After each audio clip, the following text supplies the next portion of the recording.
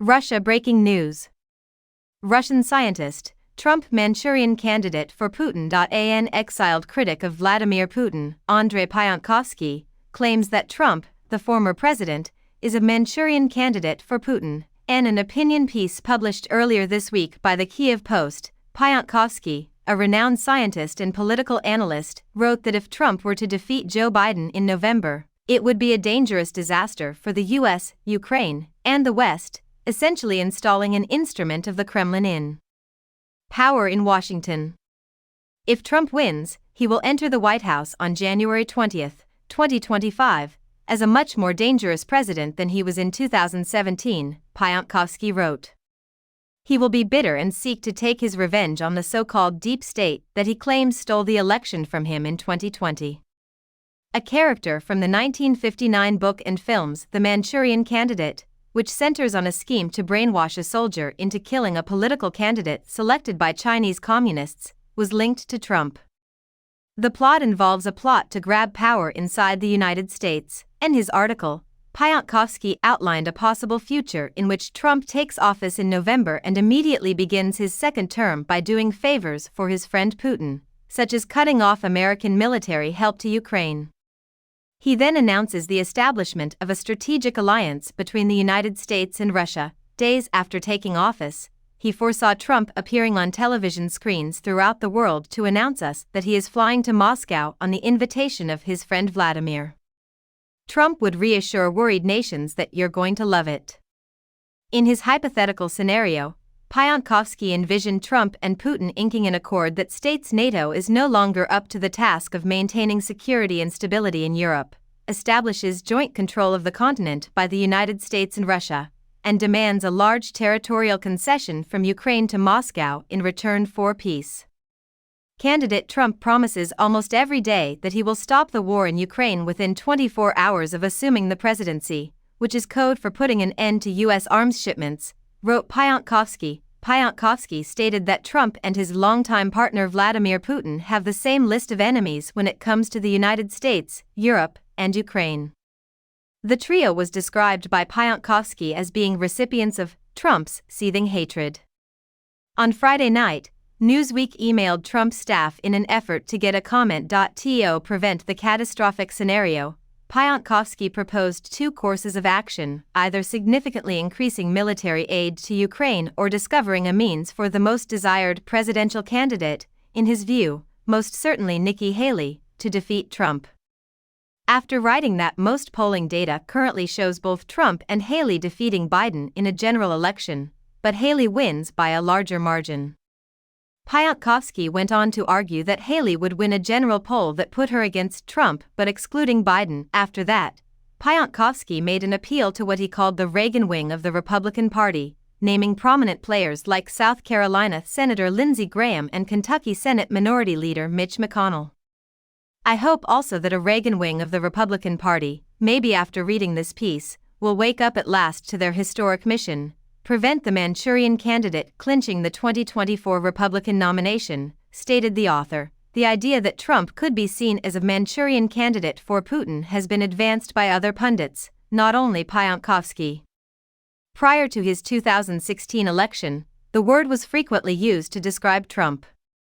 Notably, during their third presidential debate, former Secretary of State Hillary Clinton also infamously accused Trump of being a puppet for Putin. Even Trump has used the word to characterize Biden. In a video statement from last year, he called the president compromised and called him a Manchurian candidate for China. Ukrainian Special Forces commandos are putting their lives on the line as they operate behind enemy lines without the luxury of air evacuation, according to a combat medic from the elite 73rd Naval Center of Special Operations, who spoke to Metro.co UK this week. The dangers they face include Russian jets and surveillance drones, among others. According to the operator, who went by the codename Ramaha, the response to the danger posed by Vladimir Putin's forces has been bravery, professionalism, and a commitment to learning new life-saving techniques on a regular basis.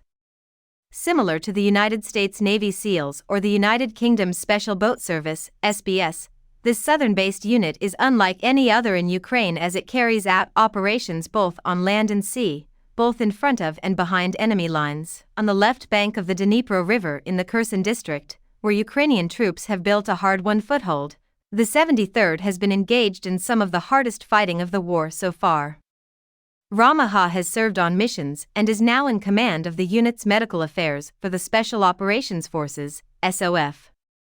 The provision of medical help during special operations is carried out under exceptionally challenging circumstances, he clarified. Ramaha joined the military in the hopes of saving the lives of Ukrainian soldiers, but she had aspirations of becoming a doctor first. Image sourced from pulse/pulse.charity/n. In most cases, the only people who can help evacuate the area are the group's operators, and they have to rely on each other. The ideal candidate for the position of Special Forces medic is someone who has had extensive training, who is fearless and focused, and who can maintain composure under pressure. It is necessary to constantly develop one's skills through professional training. Prior to joining the Ukrainian Armed Forces, Ramaha's childhood ambition was to practice medicine. The current battlefield around the Black Sea and the Dnipro River is one of the most challenging he has encountered thus far, having engaged in multiple operations since the beginning of Russian military action in 2014. When I had the opportunity, I enlisted in the Ukrainian Armed Forces, Ramaha declared. This gives me the chance to save individuals whose lives and health are sacrificed so that Ukraine might emerge victorious from its conflict with Russia. Image courtesy of pulse/pulse.charity/n. Elite Ukrainian forces train for a realistic situation that involves dealing with casualties. Among the most distinguished branches of the Ukrainian Special Operations Forces, serving in the 73rd is an honor. Every member of the Special Operations Forces group, including the combat medic, is an operator in the field, and their duties are dictated by the unit as a whole. The medic's primary duty on missions is that of a Special Operations Forces operative, but they are also ultimately accountable for the group's safety. Check out Metro's WhatsApp. Read the latest headlines and juicy stories by joining our community. Rorogub inflatable boat missions over open seas vulnerable to Russian artillery represent a significant threat. In regions where Moscow's forces hold an aerial advantage, such as behind enemy lines and frontline sectors, helicopter evacuation is not a viable option on land. The medical operator with the 73rd SOF Marine Center encounters an additional challenge compared to the medics of the combined military units: the intricate process of evacuating injured personnel. Ramaha spoke up. Our operators are continually at risk of enemy attack since they travel on boats through open sea. During some extensive operations, the time it takes to go from the moment of injury to the point of stabilization might be rather lengthy. It is the responsibility of the medic to administer immediate medical aid, to do all necessary to preserve the life of a fellow soldier and keep him in a stable condition. Fearlessly pursuing Russian forces and their proxies, the 73rd has persisted in employing surprise and stealth tactics. A former operative going by the nickname Frog described how, while in seized territory, his unit fired upon 2 carloads of Russian forces that were rushing toward them. The group's ability to rely on one another and use its collective expertise becomes crucial when the 73rd suffers casualties. According to Ukrainian medics, shrapnel wounds are among the most dangerous, second only to direct gunfire, and explosives are always a possibility. Ramaha explained that operators often have to rely on one another because there isn't always a nearby method of transportation or escape. It is difficult to discreetly approach the injured and evacuate them due to the current situation on the front line and the presence of hostile drones that are conducting round-the-clock observation. The operators' work is specific in that they conduct operations behind enemy lines, for example, on the islands on the left bank of the Dnipro River, the operator explained.